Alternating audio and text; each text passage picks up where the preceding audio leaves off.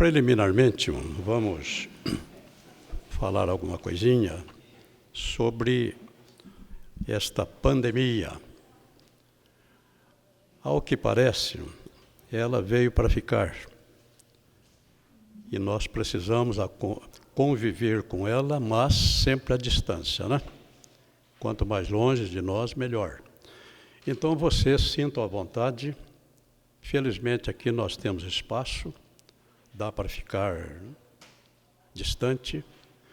Quem quiser usar máscara, usa máscara. Fique à vontade. Nós paramos na época que começou a pandemia, paramos 3 meses, e até a pandemia, a nossa aula tinha 2h30 de duração, com uns 15 minutos de intervalo. Depois da pandemia, nós entendemos que seria melhor encurtar um pouco o horário e passamos a ministrar as nossas 2 aulas 1h30. E agora, segundo a orientação da Secretaria, nós voltaremos para um sistema diferente. 2h30 não, mas 1h30 também é pouco. Então, as nossas aulas terão 2 horas de duração, das 7 às 9. O objetivo seria 1 hora para cada lição. E é possível que a gente possa parar antes das 9, mas nunca será possível parar depois. Então, esse é o nosso horário e é a orientação do momento. Estamos aí começando uma nova matéria, mais uma das nossas 27 matérias. E então nós temos aqui o nosso novo livro, A Doutrina do Espírito Santo. A Doutrina do Espírito Santo. Nós procuramos sempre encontrar para a capa alguma ilustração. E não foi sem razão que nós colocamos aqui na capa desse livro uma pomba. Então nós vamos falar o porquê da nossa capa. Mas preliminarmente, e eu penso que o nosso curso, criado há mais de 16 anos, ele foi criado para ser um referencial. E eu penso estar certo que você não vai encontrar em todo o Brasil um curso que tenha o conteúdo que nós temos. Quanto ao conteúdo, se você encontrar, me avisa, porque até onde eu sei, não existe um curso de teologia que tem o volume de comentário que nós temos. São 3 livros para falar da Trindade. 3. Para falar de Deus Pai, nós temos um livro com 248 páginas.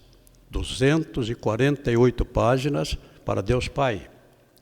Para falar de Jesus, Cristologia, nós temos um livro com 238 páginas.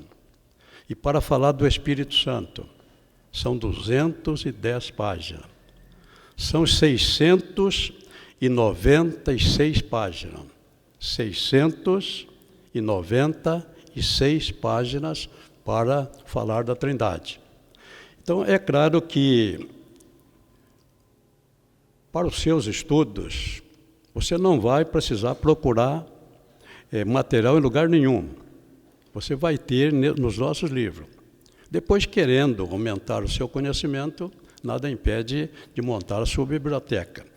Então, nós vamos começar aqui, falando aqui sobre o Espírito Santo e mostrando que o Espírito Santo é uma das 3 pessoas da Trindade. O nosso Deus é trino. O nosso Deus é trino. Nós temos 3 pessoas individualizadas. Isto pode ser representado pelo número 111. 111. 3 números 1. Esses 3 números 1 podem ser separados. Eles subsistem por si mesmos, mas quando juntos, formam apenas uma unidade. Então, o Espírito Santo, no contexto da Trindade, nós vamos começar então falando, encontrando. Vamos começar falando do Espírito Santo no primeiro versículo da Bíblia. No primeiro versículo da Bíblia. Vamos mostrar que o nosso Deus é trino. Nosso Deus é trino, formado por 3 pessoas, o Pai, o Filho e o Espírito Santo. E no primeiro versículo, eu já tenho dito isso a vocês, mas sempre que necessário, a gente volta ao comentário. Se você pegar uma Bíblia no hebraico, o Antigo Testamento foi escrito no hebraico, o Novo Testamento em grego. Os judeus não aceitam o Novo Testamento. Para o judeu existe apenas o Antigo Testamento, que eles chamam de Escritura Hebraica. Para eles não tem Antigo nem Novo, é Escritura Hebraica. E a Escritura Hebraica foi escrita, que nós temos hoje, foi escrita em hebraico. E a primeira palavra no hebraico, aqui, quando você tem aqui Gênesis 1:1, no princípio criou Deus. A primeira palavra, eles não usam o artigo. Então, no princípio, é uma palavra só. E a palavra que começa a escritura é Elohim. Onde está escrito aqui, no princípio criou Deus, na Bíblia hebraica está Elohim. Elohim. O judeu nunca soube e não saberá explicar isto. O judeu sabe que Elohim é plural. Elohim é plural. Fala mais de um Deus. O singular é Eloa. Um Deus é Eloa. Mas na Bíblia hebraica está Elohim. Então Deus fez questão, o Espírito Santo inspirou isso para Moisés. O Espírito Santo inspirou Moisés a colocar a palavra Elohim. Então nós temos aqui na primeira palavra a existência da Trindade. E Deus, como Deus é trino, ao que parece Deus fez questão, em toda a sua obra, colocar o carimbo da Trindade. Em toda a obra de Deus, Ele colocou o carimbo da Trindade. Ao criar o homem, Deus colocou o carimbo da Trindade. O único ser criado formado por três elementos e com 2 naturezas. Deus é espírito.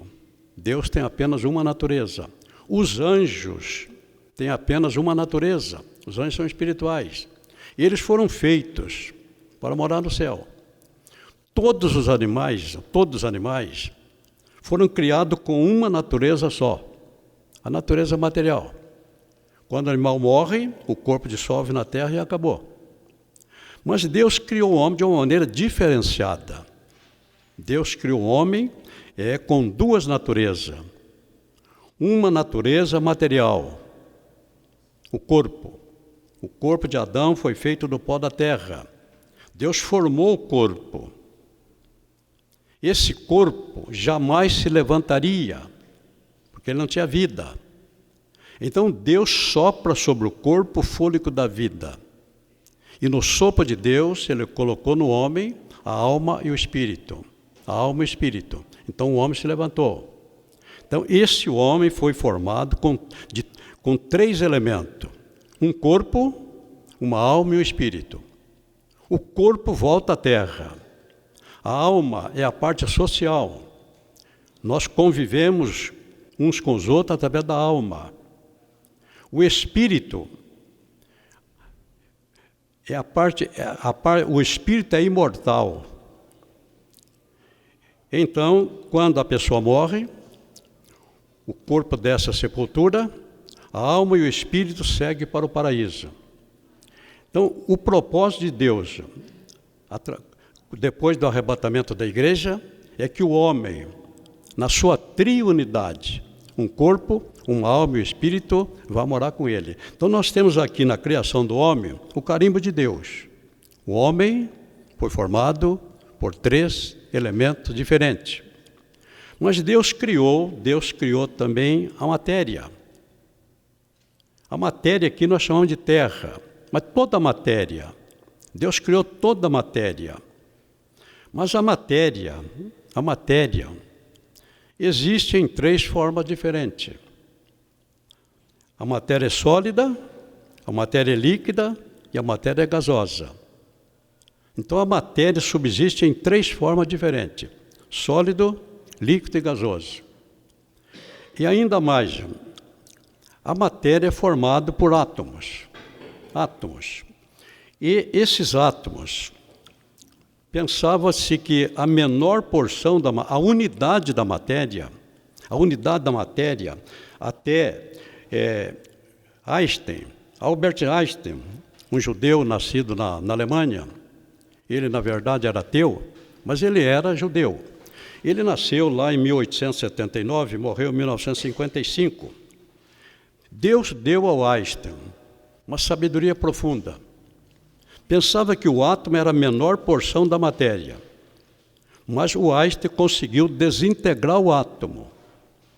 E ele provou que o átomo é formado por 3 partes. 3 partes: elétrons, prótons e nêutrons. Então, a menor unidade da matéria, Deus colocou o carimbo da Trindade: prótons, elétrons e nêutrons num átomo. Deus criou o tempo. Foi Deus que criou o tempo. Mas o tempo subsiste em 3 formas diferentes.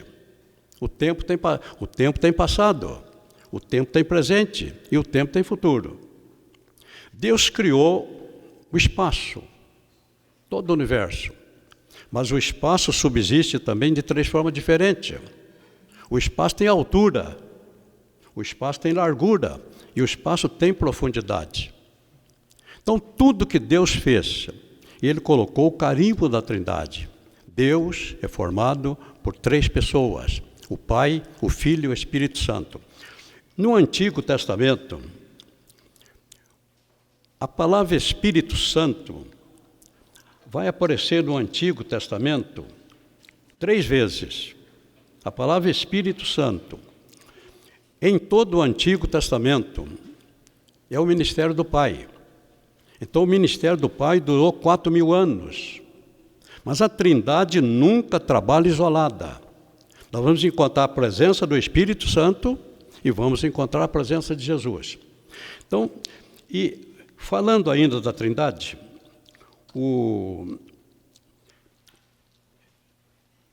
ao que parece, Deus, Ele colocou o carimbo da Trindade em tudo. Eu vou citar para vocês aqui apenas 3 passagens. 3 passagens. A primeira está no capítulo 24 de Gênesis. Capítulo 24 de Gênesis. Nós vamos mostrar aqui para vocês a pessoa do Pai, Abraão representando Deus Pai, Isaque representando Deus Filho e Eliezer representando o Espírito Santo. Sara gerou Isaque quando ela estava com 90 anos. E Sara, quando Sara morreu com 127 anos, o Isaque estava com 39 anos. 39 anos. E 37 anos. E ele permaneceu solteiro. Mas Deus precisava que ele casasse, porque ele representava o filho. E agora nós temos o pai e o filho. Aparece a terceira pessoa no capítulo 24, o Eliezer. Deus envia Eliezer a uma terra distante com um propósito: encontrar e levar uma esposa para o filho. Então nós temos aqui a Trindade, o Pai, o Filho e o Espírito Santo. Quem veio à terra preparar a noiva não foi Isaque. Quem foi encontrar a noiva, preparar a noiva e levar a noiva foi Eliezer. Ele encontrou, quando ele teve a revelação de que aquela seria a moça, ele falou com seus pais. Era assim que procedia. A moça nunca era ouvida. Ele falou com seus pais, revelou a sua missão, falou do Abraão, falou do Isaac, e só não falou dele, porque o Espírito Santo não veio para falar dele. E os pais, ouvindo o relato, os pais concordaram. Agora, vai acontecer uma coisa que não acontecia. A moça nunca era ouvida. Eram os pais que decidiam o casamento. Eram os pais que decidiam o casamento. Mas nesse caso aqui, os pais entenderam que precisavam ouvir a moça. Precisavam ouvir a moça. Essa moça representa a igreja. A igreja é formada por mim e por você. E quem decide somos nós. Somos nós. Você está aqui porque você tomou a decisão de estar aqui. Se você não quisesse estar aqui, você não estaria aqui. Então precisava ouvir a moça. E foram ouvida. E ela não pensou duas vezes. Ela respondeu, irei. A decisão foi dela. Ela não foi forçada. A igreja é formada por pessoas livres.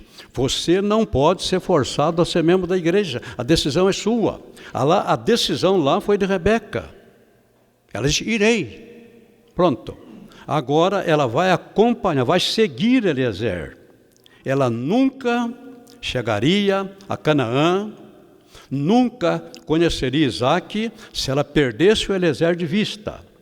Então, durante todo o trajeto, em nenhum momento ela perdeu o Eliezer de vista. Ele representa o Espírito Santo. Se você e eu perdermos o Espírito Santo de vista, nós jamais vamos chegar à presença do noivo. Chegando na terra, o Isaac sentiu de orar no campo, saiu da presença do pai. E a Rebeca foi entregue a ele longe do pai. Agora Isaac conduz a Rebeca para a presença do pai e depois coloca a Rebeca na tenda de Sara que estava vazia. Sara representa Israel. O propósito de Deus com Sara era gerar um filho. O propósito de Deus com Sara é gerar um filho. Sara gerou o filho. Agora, Sara estava liberada, missão cumprida. Então, quando Sara morre, o lugar dela ficou vazio, a tenda ficou vazia. Aí chega a Rebeca. A Rebeca vai ocupar o lugar da Sara, porque Sara cumpriu a sua missão, terminou a sua missão, e Deus a levou. A igreja foi formada para ocupar o lugar de Israel. Essa é a missão da igreja.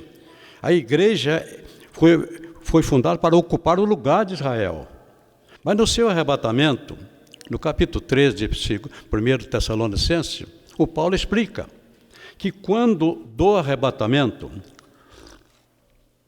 quando a igreja for arrebatada, o Espírito Santo vai levar a igreja.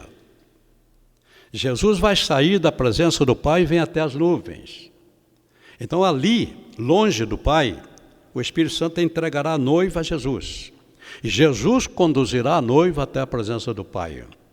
Esse capítulo 24, se a gente entender, nós vamos ver a beleza que existe na palavra de Deus. Um outro exemplo, outra simbologia, tipologia que nós vamos usar aqui, para mostrar a Trindade. Então aqui no capítulo 24, você tem o pai, Abraão, representando Deus Pai. Isaac, representando Deus Filho. E Rebeca, o Eliezer, representando o Espírito Santo. E a Rebeca, representando a igreja. Ainda agora, vamos mostrar aqui para você, em Números, capítulo 6, mais uma simbologia da Trindade. Números, capítulo 6, mais uma simbologia da Trindade. Em todo o Antigo Testamento, nós podemos encontrar a Trindade. Na bênção apostólica, capítulo 6, de Números, versículo 22 a 27, o Moisés era um homem instruído em toda a ciência. O Moisés conhecia profundamente o hebraico. Mas se o Espírito Santo não o inspirasse, essa passagem aqui, certamente ele escreveria da seguinte maneira: o Senhor te abençoe e te guarde, vírgula, faça resplandecer o seu rosto sobre ti e tenha misericórdia de ti, vírgula, sobre ti levante o seu rosto e te dê a paz. Bastava uma vez a palavra Senhor. Moisés era muito culto, e ele poderia usar a palavra Senhor uma vez só. Mas o Espírito Santo o inspirou a escrever desta maneira: o Senhor te abençoe e te guarde. O Senhor faça resplandecer o seu rosto sobre ti e tenha misericórdia de ti. O Senhor sobre ti levante o seu rosto e te dê a paz. 3 vezes a palavra Senhor. Aqui nós temos mais uma simbologia da Trindade. Mas no Novo Testamento, e você tem aí tudo isso no seu livro, em 2 Coríntios, capítulo 13, versículo 13, no Novo Testamento nós não temos a bênção sacerdotal, nós temos a bênção apostólica. Então aqui na bênção apostólica, o Espírito Santo vai inspirar Paulo, último versículo da 2ª epístola aos Coríntios. Então o apóstolo Paulo vai dizer aqui: a graça do Senhor Jesus Cristo, o amor de Deus, 2, e a comunhão do Espírito Santo, 3. Aqui está a Trindade. As testemunhas de Jeová não conseguem ver isto em hipótese nenhuma, mas nós temos a mente de Cristo. Nós temos a mente de Cristo e nós podemos ver. Isaías, a terceira passagem, Isaías capítulo 6, e o versículo 3. Isaías capítulo 6, versículo 3, nós vamos encontrar o seguinte: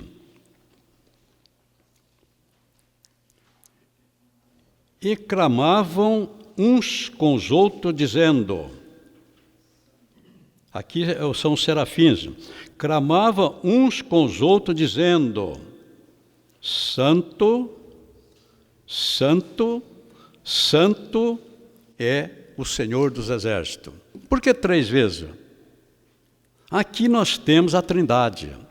Santo, Santo, Santo é o Senhor dos Exércitos.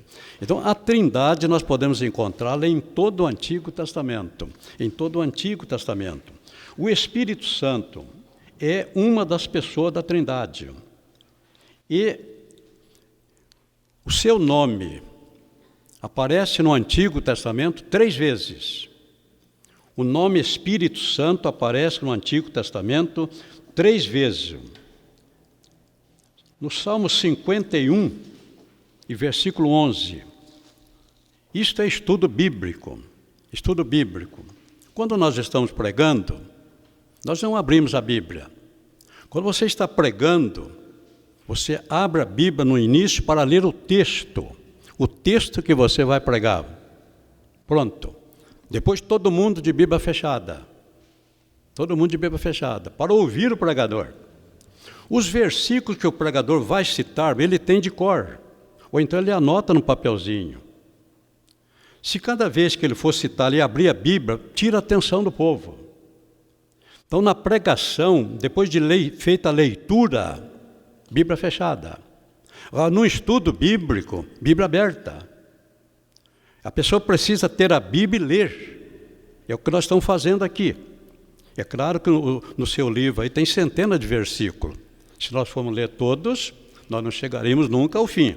Então aqui, a palavra Espírito Santo, eu disse que aparece no Salmo 51, versículo 11.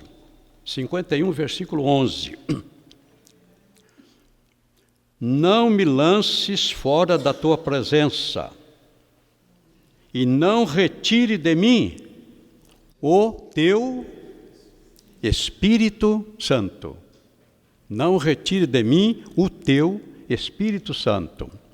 Ainda em Isaías, capítulo 63, Isaías 63, versículo 10 e o versículo 11. O Espírito Santo é citado no versículo 10. Então nós lemos aqui, versículo 10. Mas eles foram rebeldes e contristaram o seu Espírito Santo. Ele é uma pessoa, ele tem sentimento. E contristaram o Espírito Santo. E no versículo 11, novamente, aparece a palavra Espírito Santo. Versículo 10 e 11. Todavia, se lembrou dos dias da antiguidade, onde está aquele que fez subir do mar com os pastores o seu rebanho, onde está escrito que pôs no meio deles o seu Espírito Santo. Então o Espírito Santo aparece apenas em 3 passagens. Mas nós vamos encontrar o Espírito Santo em todo o Antigo Testamento. Foi ele que inspirou as Escrituras. Ele inspirou os 39 livros do Antigo Testamento. Esta foi uma das maiores obras do Espírito Santo. Ele inspirou os 39 livros do Antigo Testamento. E a sua inspiração foi reconhecida. E no concílio de Jânia hoje faz parte da grande Tel Aviv. Naquela época era uma cidade isolada. Quando a Jerusalém foi destruída no ano 70, todos os sacerdotes foram transferidos para Jânia. Jânia passou a ser o centro da religião. E no concílio de Jânia, no ano 90, os 39 livros do Antigo Testamento foram reconhecidos como inspirados pelo Espírito Santo e se tornaram canônicos. O Novo Testamento terminou de ser escrito por volta no finalzinho do século. E em todos os 27 livros do Novo Testamento foi reconhecido a autoria do Espírito Santo. No ano 397, no terceiro concílio de Cartago, os 27 livros do Novo Testamento foram considerados canônicos, inspirados pelo Espírito Santo. Então, o Espírito Santo foi ele que inspirou toda a Escritura. Foi ele que inspirou toda a Escritura. Nós mostramos para vocês o Eliezer como um tipo do Espírito Santo. Você tem no seu livro aí diversos, mas eu vou citar mais um. E esse mais um é Bezaliel. Bezaliel está no capítulo 31 de Êxodo. Bezaliel vai aparecer aqui no capítulo 31 de Êxodo. Se você entender quem era Bezaliel e entender qual foi o seu trabalho, você vai entender quem é o Espírito Santo e qual é a sua função. Então, aqui no capítulo 31, aparece Bezaliel. Eis que tenho chamado por nome a Bezaliel. Esse Bezaliel, um homem levantado por Deus, mas ele é um tipo do Espírito Santo. Eu vou citar apenas um exemplo para você. Todo o material do tabernáculo passou pelas mãos de Bezaliel. O tabernáculo representa a igreja. Assim como o Espírito Santo está edificando a igreja, todo o material do tabernáculo passou pelas mãos do Bezaliel. E o Bezaliel ensinou, ele fazia e ensinava a fazer. Ele fazia e ensinava a fazer. Eu vou considerar apenas as tábuas do tabernáculo. O tabernáculo, tudo foi dado por Deus. Todas as medidas, todo o material foi dado por Deus. O tabernáculo foi erguido por 48 tábuas. Eram 48 tábuas. 48 tábuas. Agora, essas tábuas, eles estavam no deserto.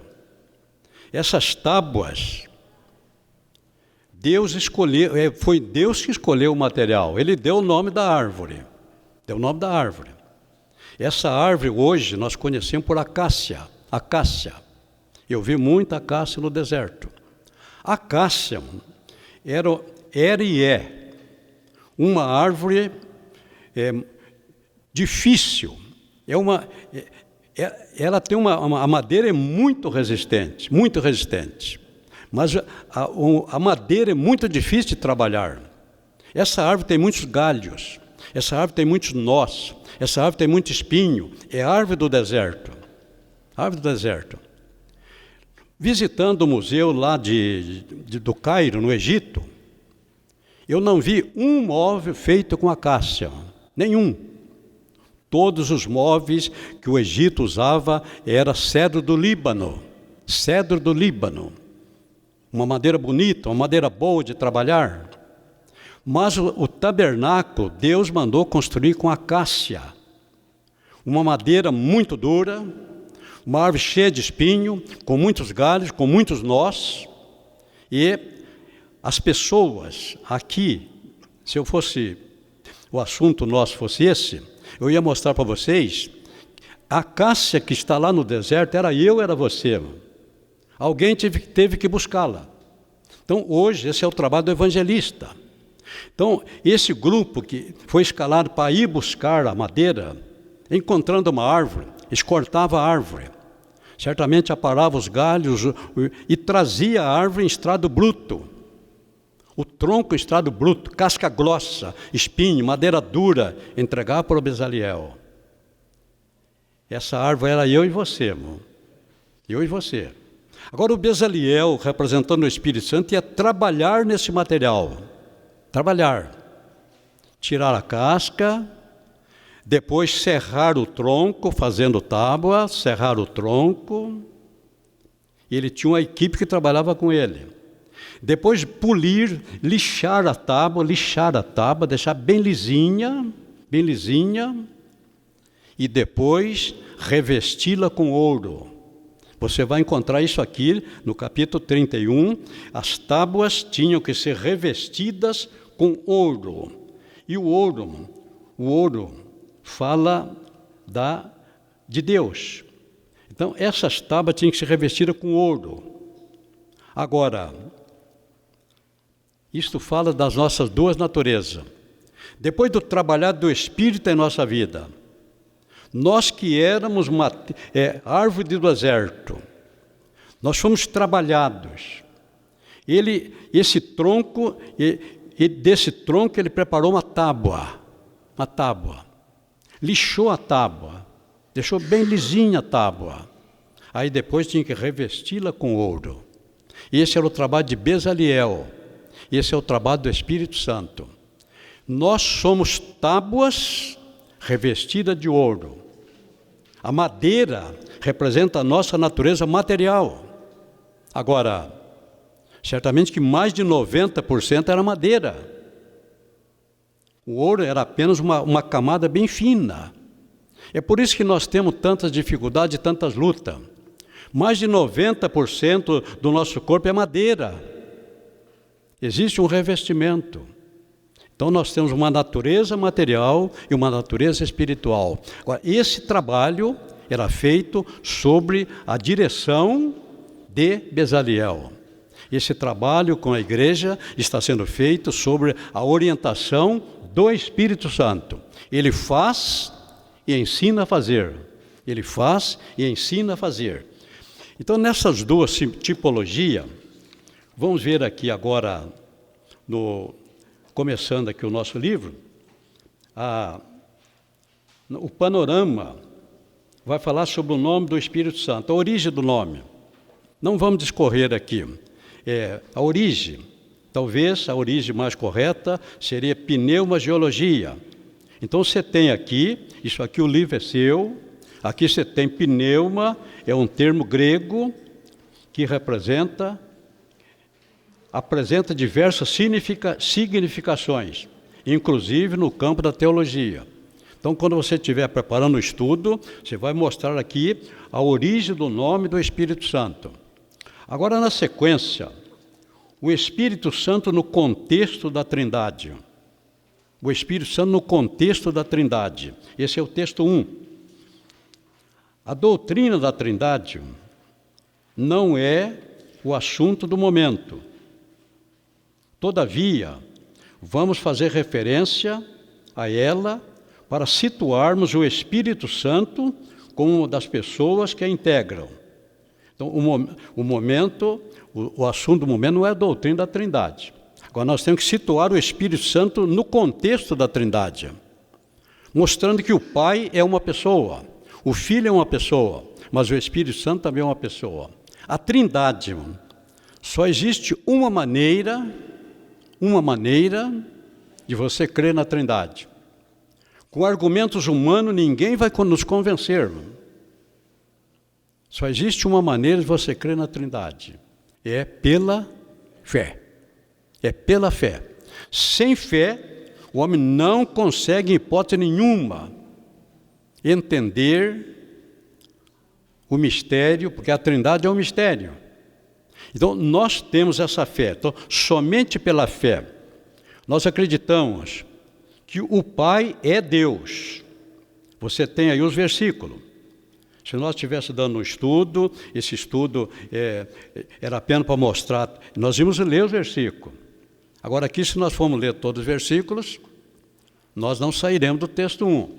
Mas você tem aí no seu livro, o Pai é Deus. Mateus 11, 25. Naquele tempo, respondendo Jesus, disse: graças te dou, ó Pai, Senhor dos céus e da terra. Graças te dou, ó Pai. É Jesus que está dizendo. O Pai é Deus. Em Efésio, um só Deus e Pai de todos, o qual é sobre todos e por todos. Segundo, o Filho é Deus. O Filho é Deus. Tomé respondeu e disse: Senhor meu e Deus meu. João 10, 28. E terceiro, o Espírito Santo é Deus. O Espírito Santo é Deus. Foi isso que o apóstolo Pedro disse. Ananias havia mentido ao Espírito Santo. E Pedro disse: você não mentiu ao homem, você mentiu a Deus. Então o texto 1 aqui mostra que o Espírito Santo é Deus, e esse Deus é trino. Esse Deus é trino. Você tem aqui João 15, 26. Foi Jesus que disse. Aqui você tem as 3 pessoas da Trindade. Mas quando vier o Consolador. Jesus está dizendo, quando vier o Consolador. Que eu, Jesus, da parte do Pai vos enviarei. Aqui não tem como não ver. O Espírito Santo é o Consolador. Quem vai enviar o Consolador é o Pai, por intermédio de Jesus. Agora, o Testemunho de Jeová não consegue ver isto. Eu vejo e entendo, você vê e entende, porque nós temos o Espírito Santo habitando em nós. O segundo versículo aqui, que nós já citamos, a bênção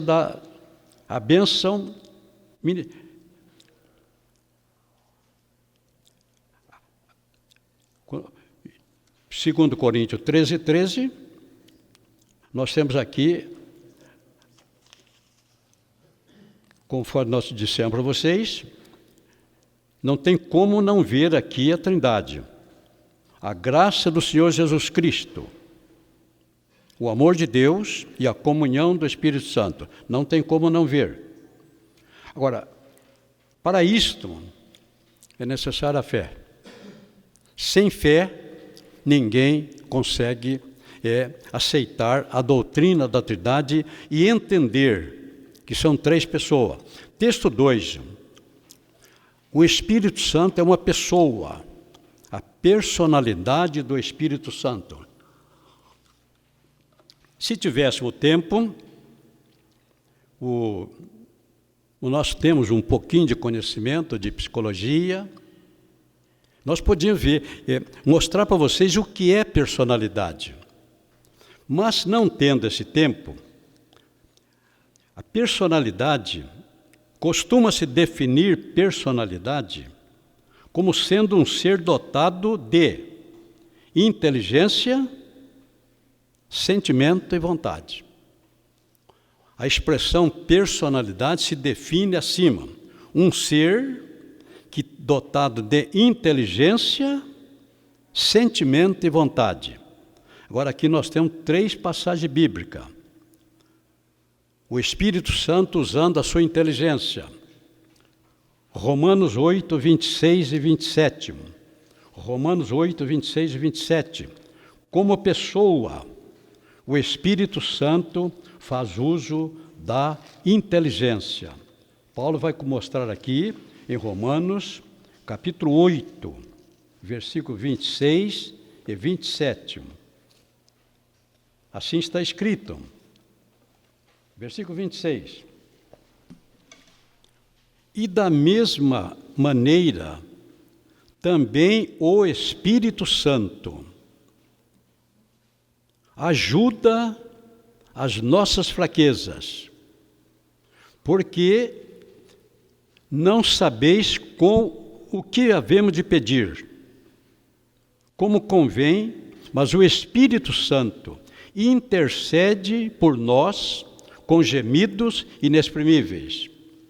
E aquele que examina os corações sabe qual é a intenção do Espírito. E é ele que, segundo Deus, intercede pelos santos. O Espírito Santo fazendo uso da inteligência. O Espírito Santo, em Efésios 4 e 30, fazendo uso do sentimento. Efésios 4 e 30, o Espírito Santo fazendo uso do sentimento.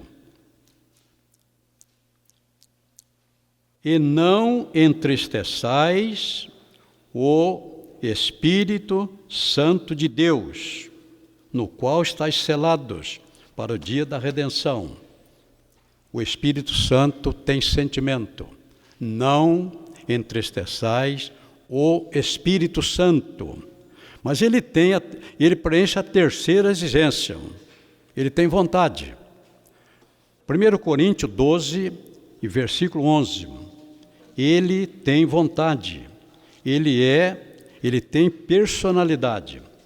1 Coríntios 12, 11. Mas um só e o mesmo Espírito opera todas estas coisas, repartindo particularmente a cada um como quer. O Espírito Santo aqui, nós estamos vendo aqui a personalidade do Espírito Santo. Ele tem inteligência, ele tem sentimento e ele tem vontade. O Espírito Santo falando. Então, a inteligência ou o intelecto. O Espírito Santo fala, o Espírito Santo guia e o Espírito Santo ensina. O Espírito Santo fala, o Espírito Santo ensina, guia e o Espírito Santo ensina. Apocalipse 2 e 13. Quem tem ouvidos, ouça o que o Espírito diz às igrejas. Ele fala. Atos dos Apóstolos, capítulo 13, versículo 2. Na separação dos 2 primeiros apóstolos do Espírito Santo. O Senhor Jesus nomeou 12 apóstolos. Então, os apóstolos de Jesus são 12. Os apóstolos de Jesus são 12. Agora, na dispensação da graça, no tempo do Espírito Santo, é Ele quem levanta os apóstolos. Perceba que Ele vai dizer aqui: apartai-me apartai, eles orando e jejuando, disse o Espírito Santo. Ele fala, disse o Espírito Santo, apartai-me, apartai-me. Nós temos aqui, para quem conhece o português, ele está fazendo uso de um pronome pessoal do caso reto, do caso oblíquo. Apartem para mim, apartem para mim, apartai-me. Ele não está dizendo aparte para Jesus, não, aparte para mim. Barnabé e Saulo, para a obra que eu os tenho enviado, para a obra que eu os tenho chamado. Eu os tenho chamado. Eu estou em Coríntios, vamos voltar aqui para Atos dos Apóstolos, capítulo 13. Atos dos Apóstolos, capítulo 13.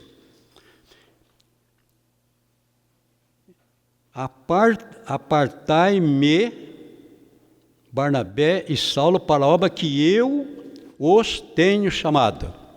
Eu os tenho chamado.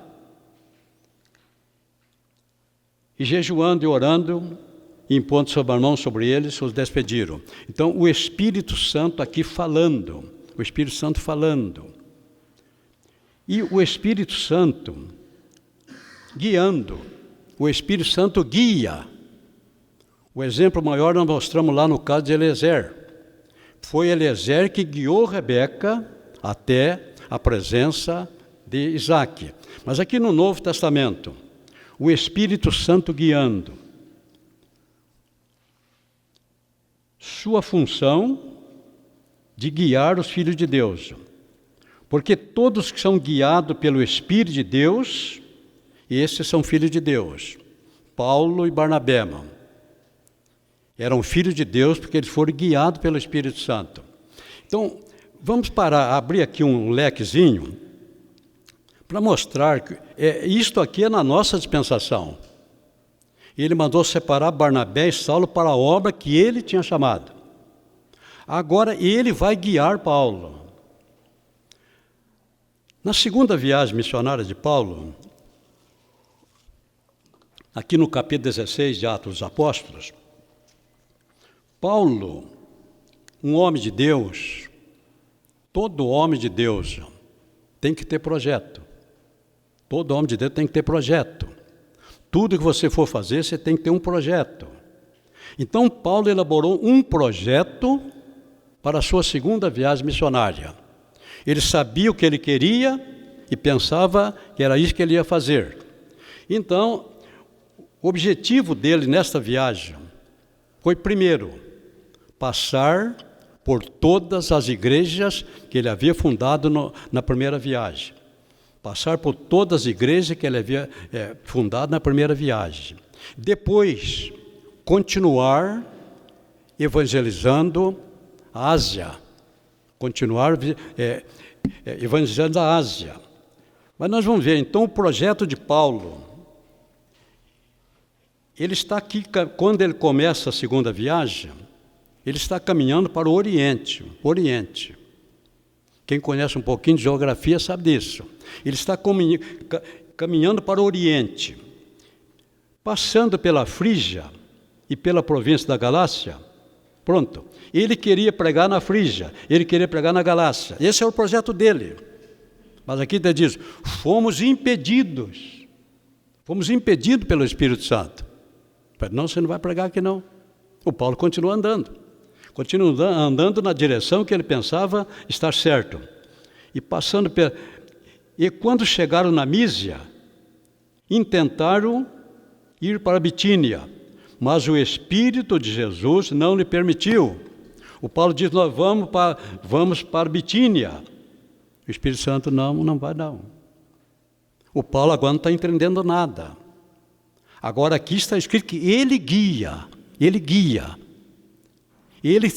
queria guiar Paulo.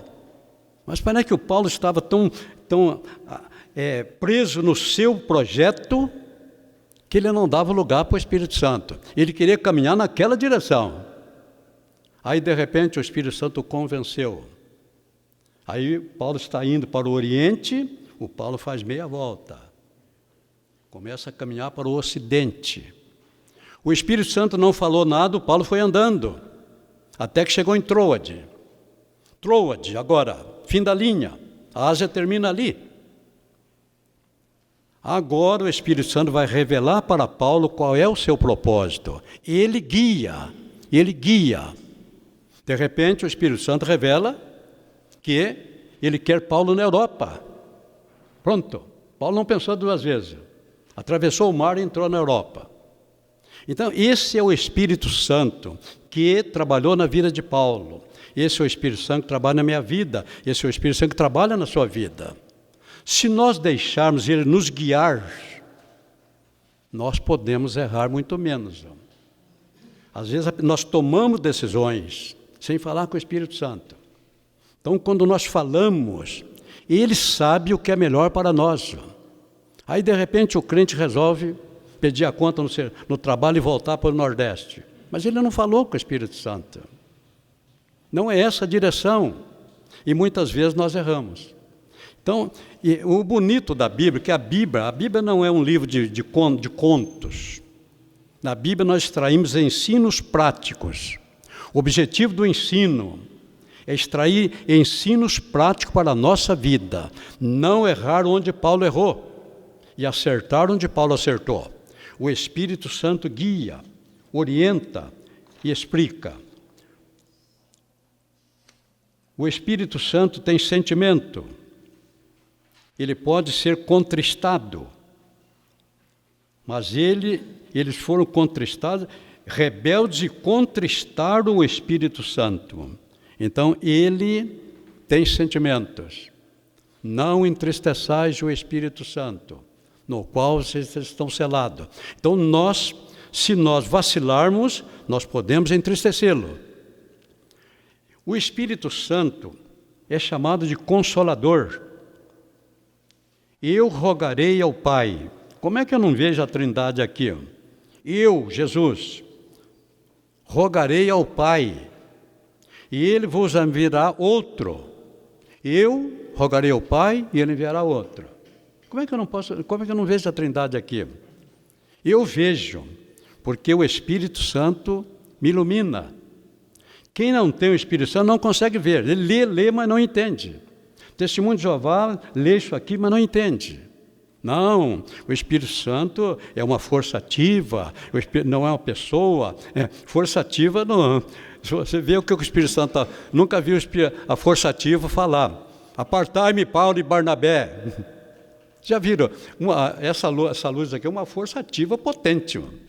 Se essa lâmpada aqui falar, eu acho que eu vou sair correndo. Essa lâmpada nunca vai falar, mas tem uma força ativa nela. Você põe a mão nela ali, você vai.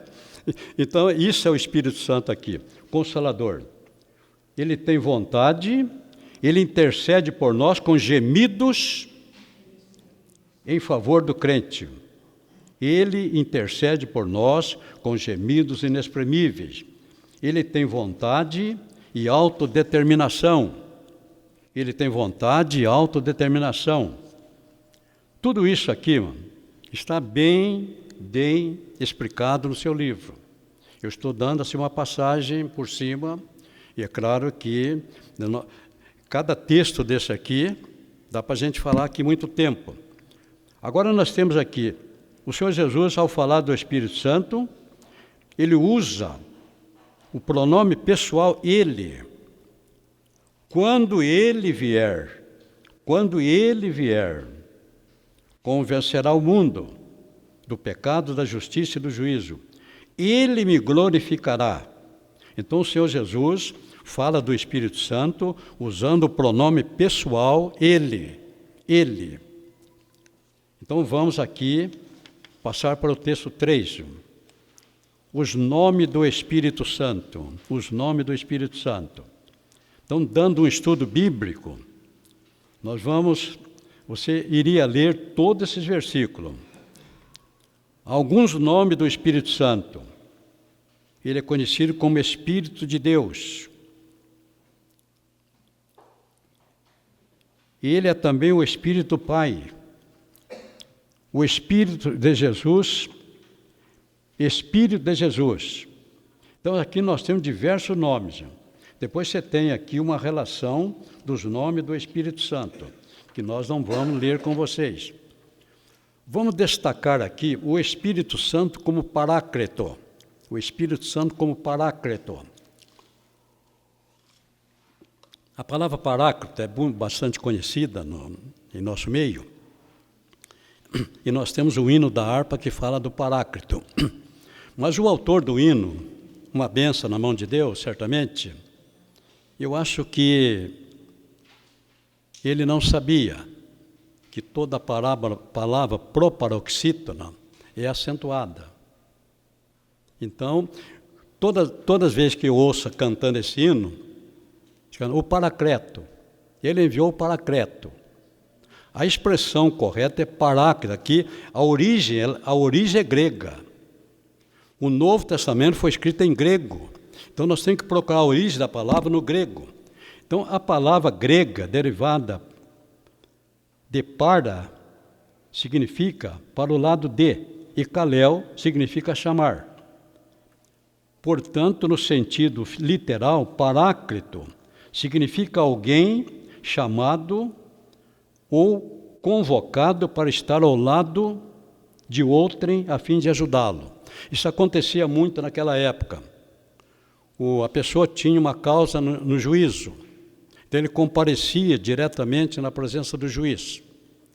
E hoje, a pessoa do Paráclito está substituída pelo advogado.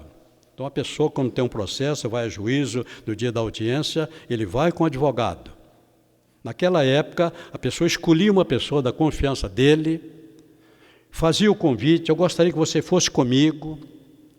Então, essa pessoa ia dar um apoio para ele, poderia ajudá-lo. Se precisar de alguma ajuda, ele estava ao seu lado para ajudá-lo. Então, esse é o sentido da palavra Paráclito relacionado ao Espírito Santo. E ele não apenas está conosco, mas ele está em nós. Ele está em nós. E se precisarmos da sua ajuda, ele certamente estará pronto para nos ajudar.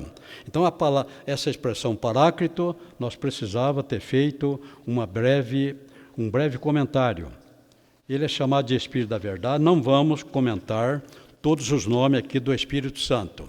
E com isto, nós já passamos 1 hora. 1 hora. Agora nós teríamos 1 hora para falar da lição número 2. É o meu desejo terminar mais cedo. Não que eu tenha horário para chegar em casa. Para mim, eu começo o meu dia às 5 da manhã, aqui o dia todo estressado, e chego em casa, não dá para chegar em casa, comer alguma coisa e dormir. Então tem que chegar em casa, comer alguma coisa, depois dar uma estressada. Faz muito tempo que eu não assisto televisão. Faz muito tempo, faz mais... A última vez que eu vi a Rede Globo, depois do dia 7 de setembro do ano passado, nunca mais eu vi. E acabei não vendo também as demais. Então, hoje eu sou um homem muito mal informado. Só que a gente abre lá o computador, não tem como. Abrir o computador, já começa o bombardeio de notícia. Então, hoje eu vou dormir como toda quinta-feira. Ontem eu deitei cedo, 11h30, 23h30. Saí de Mauá 9 horas, cheguei em casa e 23h30 já estava dormindo. 4h30 já estava de pé. Agora eu estou de pé das 4h30, aí depois vou chegar em casa lá para as 10 horas, 9h30, 10, comer alguma coisa, né? E depois tem que ficar pelo menos umas 2 horas dando uma relaxada. Então, a minha vida é um pouquinho corrida. Mas eu estou novo ainda. Eu ainda tenho muitos anos aí pela frente, não estou preocupado. Então, se possível, eu vou dar uma reduzida e você não vai sair daqui às 9 horas. Eu não tenho pressa, mas muita gente de vocês tem pressa. Lição 2. O ministério do Espírito Santo. Lição 2, o ministério do Espírito Santo. Texto 1. A divindade do Espírito Santo. O Espírito Santo é Deus. O Espírito Santo é Deus. Então vamos ver aqui o texto 1. A divindade do Espírito Santo. Deus tem 7 dons naturais. 7 dons naturais.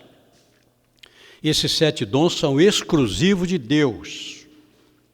E Deus tem os dons naturais. Então vamos aqui ver os dons naturais, Deus é oni significa tudo. Então Deus é onipotente, onipotens. Esse é um atributo natural de Deus, onipotens. Agora, quem é onipotente? O Pai é onipotente, o Filho é onipotente e o Espírito Santo é onipotente.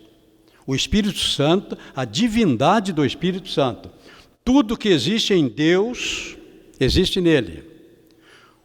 O segundo onipresente. Deus é onipresente. Deus está em todo lugar ao mesmo tempo. Mas quem é onipresente? O Pai é onipresente. O Filho é onipresente. E o Espírito Santo é onipresente. Ele é Deus. Então nós estamos falando aqui da divindade do Espírito Santo.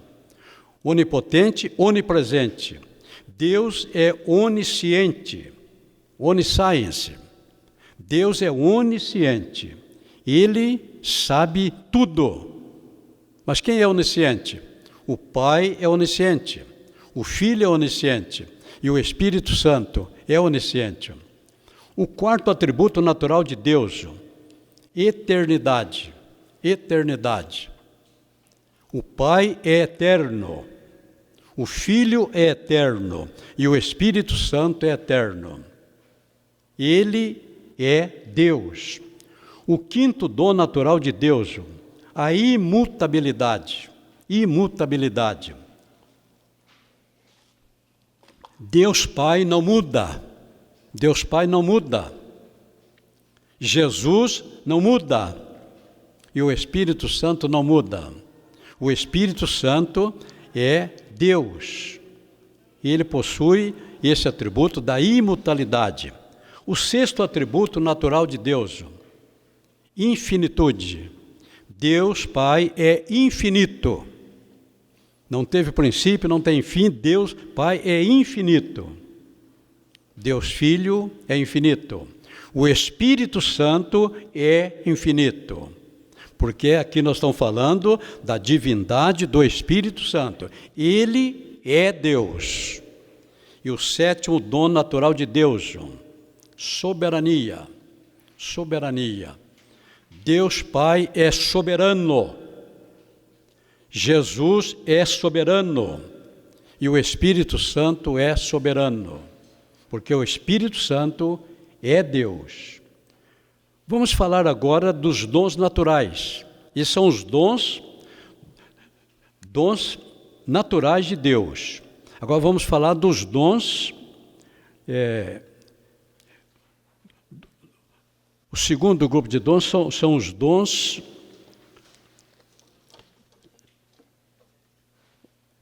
naturais e dons.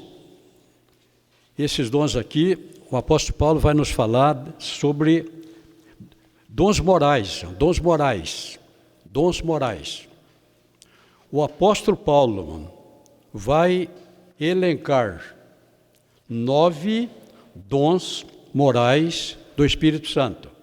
Esses dons existem no Pai, no Filho e no Espírito Santo. Então o apóstolo Paulo vai citar 9. Agora,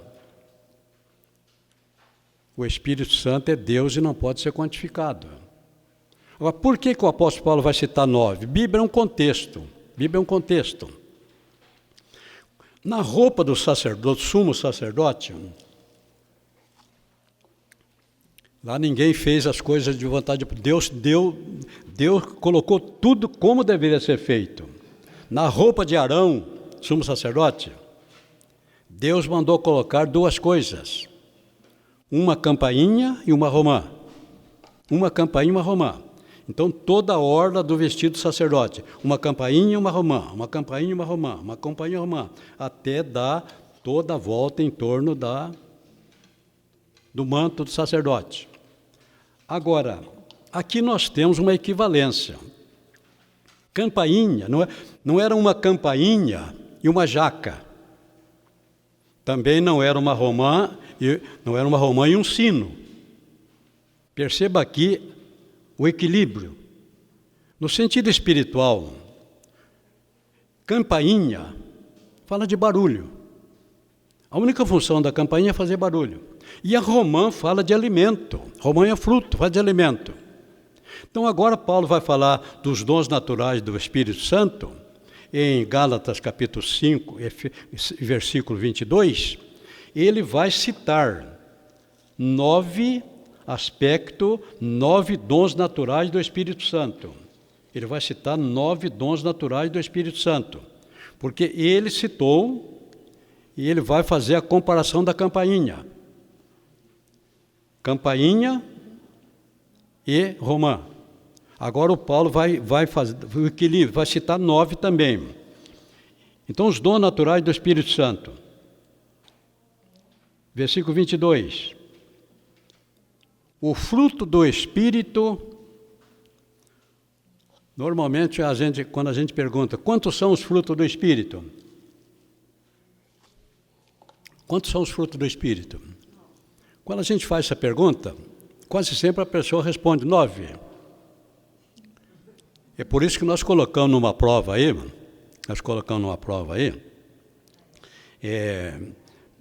era para colocar alho. Eu coloquei alho. Para você prestar atenção no que você está lendo. Então nós colocamos alho. E o correto era aio. Então, a pessoa que não presta atenção, quantos são os frutos do Espírito? Os frutos do Espírito são... Não. Está escrito aqui, artigo definido singular, fruto. Se o artigo está no singular, o fruto está no singular. O fruto, o verbo tem que estar no singular também. O fruto do Espírito é. O fruto do Espírito é. Agora, nós vamos encontrar o que existe nesse fruto. É como você pegar uma laranja. Bom, é uma laranja. Agora, essa laranja pode ser dividida em 10, 20 gomos. Mas a laranja é uma só. Então, o fruto do Espírito é... Aqui são os dons naturais do Espírito Santo. Eles estão no Pai e eles estão no Filho. O fruto do Espírito é amor. Amor. Quem tem o Espírito Santo tem que amar. O fruto do Espírito é amor, gozo. Gozo. Você tem que ter alegria até na tribulação, porque esse é um fruto do Espírito. O fruto do Espírito é amor, gozo, paz, longanimidade, benignidade. Longanimidade, benignidade, bondade, fé, mansidão e temperança. Então aqui nós temos os elementos do fruto do Espírito. O fruto do Espírito é... Paulo cita, então, 9 aspectos do fruto. 9 aspectos do fruto. Isso nós estamos falando aqui da lição 1, mostrando que o Espírito, falando sobre a divindade do Espírito Santo.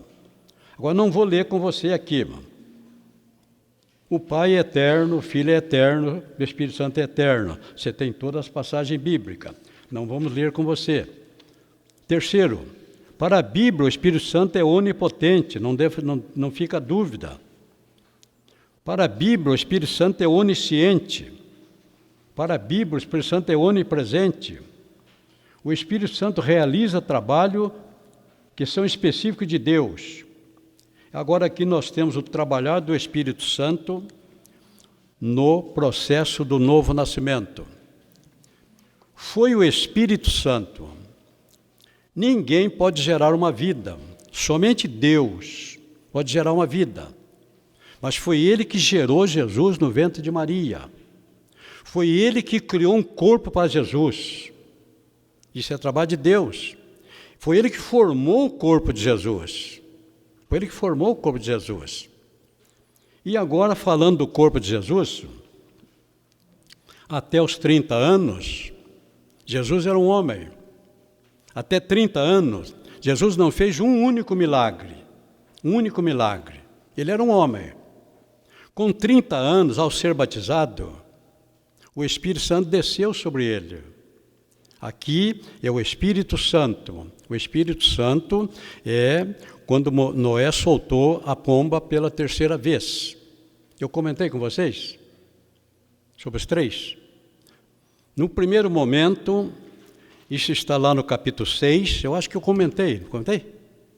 Quando eu falei da capa, a simbologia. No capítulo, na lição 4, nós vamos falar de 6 símbolos do Espírito Santo. Mas aqui, quando nós colocamos, eu ia comentar com vocês, mostrando aqui o Espírito Santo como símbolo do Espírito, a pomba como símbolo do Espírito Santo. E nós temos essa simbologia no capítulo 8 de Gênesis. Capítulo 8 de Gênesis. Isso aqui eu não posso pular, irmão.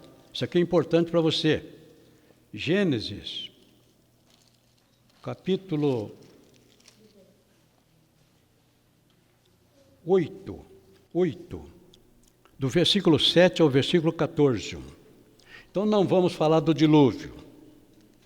150 dias de chuva, depois de 7 meses, a arca pousou no Monte Ararat. Mas Deus não falava nada. E aqui nós temos que o Noé, como Deus nada falava, o Noé procurou saber como é que estava a terra. Então aqui, versículo 1, e soltou, versículo 2, não vou falar do corvo, versículo 8, Noé soltou uma pomba. É por isso que a pomba está aqui como símbolo do Espírito Santo. Noé soltou uma pomba de manhã. A arca está toda fechada. Noé soltou a pomba, abriu uma janela, soltou a pomba. Essa pomba, ela foi e voltou, mano. Noé soltou, a pomba foi, de repente a pomba está de volta. Ela não ficou. Ela foi e voltou. Isto fala do Espírito Santo, mas no Novo Testamento. O Espírito Santo no Antigo Testamento. Ele não habitou na terra. Ele não habitava no homem. É por isso que os judeus não conseguiram cumprir a lei de Moisés. O judeu era um homem comum. O Espírito Santo descia sobre 3 categorias de pessoa: rei, sacerdote e profeta. Então, quando Deus escolhia um rei, o sacerdote ungia esse rei com azeite. O azeite simboliza o Espírito Santo. Então, o sacerdote ia lá, derramava azeite na cabeça do rei. Ele fez isso com Saul, ele fez isso com Davi. Mas, ele derramava o azeite. O rei não bebia o azeite, ele derramou o azeite. Então, o Espírito Santo vinha, ungia e voltava. Precisava de um profeta. O sacerdote derramava o azeite na cabeça do profeta. Mas o profeta não bebia o azeite, só derramava na cabeça. Então o Espírito Santo vinha, ungia e voltava. E também rei, sacerdote e profeta. Rei, sacerdote e profeta. Essas 3 categorias de pessoa, o Espírito Santo descia sobre e voltava. Então, é a pomba que saiu e voltou. Se nós entendermos isso, nós vamos entender por que o judeu não conseguia cumprir a lei. O judeu era um homem comum. O Espírito Santo não habitava no judeu. O Espírito Santo não habitava no rei. O Espírito Santo não habitava no profeta. O Espírito Santo não habitava no sacerdote. Ele descia sobre, mas não dentro. Agora, hoje, o Espírito Santo habita em nós. Em nós. Então, nós podemos fazer tudo aquilo que exigente, ele habita em nós. Você tem dentro de você o Espírito Santo. O judeu não tinha. O Espírito Santo não habitava nele. Como 7 dias depois, Noé soltou novamente a pomba. A pomba saiu de manhã e voltou à tarde. Ela demorou um pouquinho, saiu de manhã e voltou à tarde. O Espírito Santo no ministério de Jesus. Ele desceu, ficou 3 anos com Jesus. Depois retornou. Agora, 7 dias depois, Noé solta a pomba novamente. A pomba desce e não volta mais. Fala do Espírito Santo, que desceu no dia do Pentecoste. Há mais de 2000 anos ele está conosco, porque a pomba foi e permaneceu na terra. Deu para entender? Se você entendeu isso aqui, eu já ganhei minha aula. Eu não podia passar por isso. Então a pomba é um dos símbolos do Espírito Santo. E agora vamos ver onde é que nós estávamos lá. O Espírito Santo, o nascer da... sim, o Espírito Santo exercendo a função de Deus. Primeiro, ele gerou Jesus. Agora vamos continuar aqui com Jesus. Ele esteve com Jesus 3 anos. Aí Jesus morreu. Foi colocado na sepultura. Está escrito no livro de Salmo, e muitas vezes a gente lê o versículo e não entende, está escrito: Ele não deixará o meu corpo na sepultura, nem permitirá que o justo veja a corrupção. Ele não deixará o meu corpo na sepultura, nem permitirá que o seu santo veja a corrupção. Estava escrito no Salmo. Agora, o Espírito Santo está com Jesus, Jesus morre, o Espírito Santo retorna, e o corpo de Jesus é colocado na sepultura. O corpo de Jesus é colocado na sepultura. Mas não deixará minha alma na sepultura ou no inferno, nem permitirá que o teu santo veja a corrupção. O corpo de Jesus foi colocado na sepultura. O que acontece com o homem quando morre? Acabou de morrer, o que acontece? Milhões de bactérias entram em ação. Milhões de bactérias entram em ação. Começa aí mais ou menos 24 horas depois já está cheirando mal, estão comendo. Assim que a pessoa morreu, saiu o espírito de vida, os bactérias começam a destruir o corpo. Destrói todo. Mas no corpo de Jesus, 3 dias na sepultura, nenhuma bactéria teve permissão de tocar o corpo de Jesus. Nenhuma bactéria teve permissão de tocar o corpo de Jesus. Isso foi feito por obra do Espírito Santo. Deu para entender? Deu para entender? Agora aqui nós vamos ver o Espírito Santo trabalhando no momento do novo nascimento. O Espírito Santo exercendo função de Deus. Jesus disse a Nicodemo, quando Nicodemo perguntou, Jesus disse que, disse a Nicodemo, necessário é nascer de novo. Aí o Nicodemo não entendeu nada, aí Jesus explica, é necessário vos é nascer de novo. Quem não nascer da água e do Espírito, quem não nascer da água e do Espírito. Então, o nascer de novo envolve 2 coisas, água e Espírito. A água simboliza a palavra de Deus. A água simboliza a palavra de Deus. Não há salvação sem a palavra de Deus. Agora, quando o homem está ministrando a palavra de Deus, Jesus libera para o homem a fé. Porque a fé, Jesus é o autor e consumador da fé. Então, quando o homem começa a ouvir a palavra, Jesus coloca a fé à disposição do homem. Pedro estava pregando na casa de Cornélio. Todo mundo estava prestando atenção. A fé estava disponibilizada. O Espírito Santo estava atento. Quando eles tomaram posse da fé, imediatamente o Espírito Santo batizou toda aquela gente no corpo de Cristo. Esse é o batismo feito pelo Espírito Santo. Ele colocou toda aquela gente para dentro do corpo, que é a igreja. Batizar é colocar para dentro, é introduzir.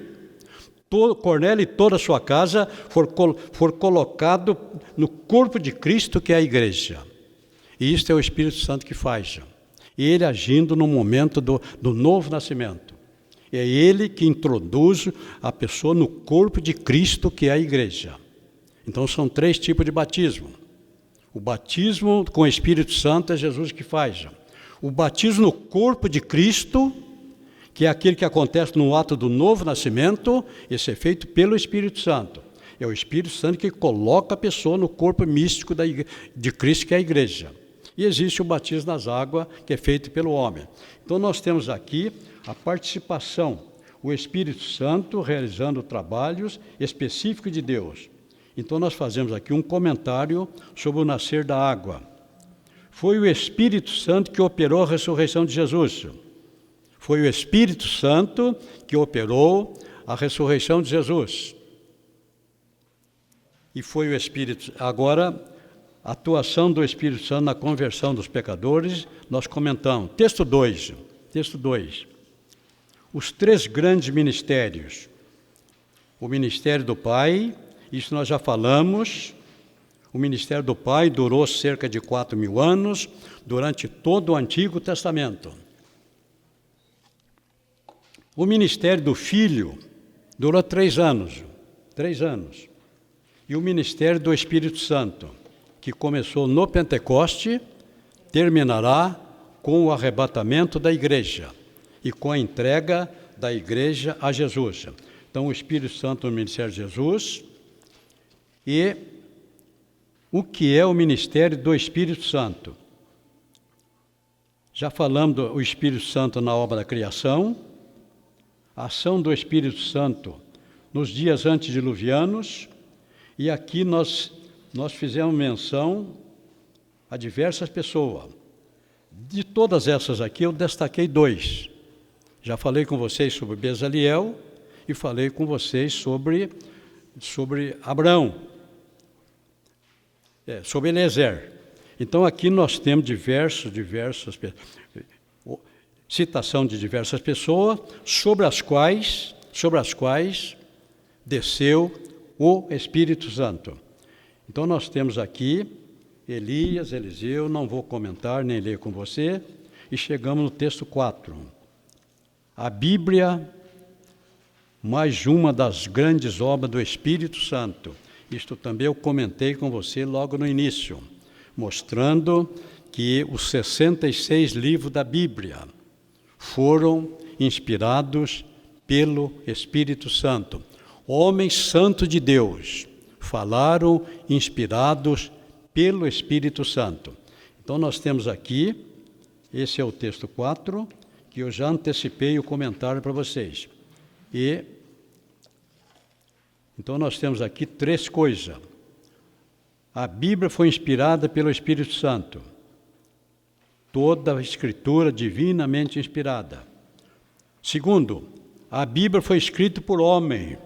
A Bíblia foi escrita por homens. Mas homens usados pelo Espírito Santo. Homens santos de Deus. Falaram inspirados pelo Espírito Santo. E terceiro, são só dois itens que nós colocamos, né? A Bíblia foi inspirada pelo Espírito Santo e homens santos de Deus falaram inspirados pelo Espírito Santo. Olha, nós chegamos aqui, eu disse a vocês que tentaria terminar mais cedo, para não, logo na primeira aula, já 2 aulas já é meio cansativo, né?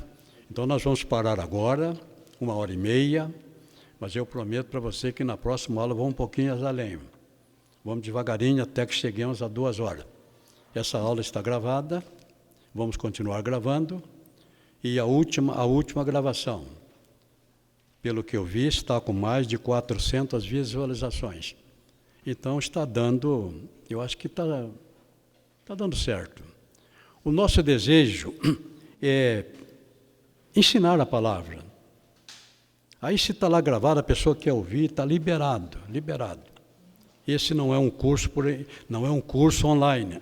Se fosse online, teria que limitar, né? Só podia ouvir quem tivesse a senha. Nós colocamos e abrimos geral para todo mundo. Esse é o nosso propósito, que todos possam ter a oportunidade de ouvir a palavra de Deus.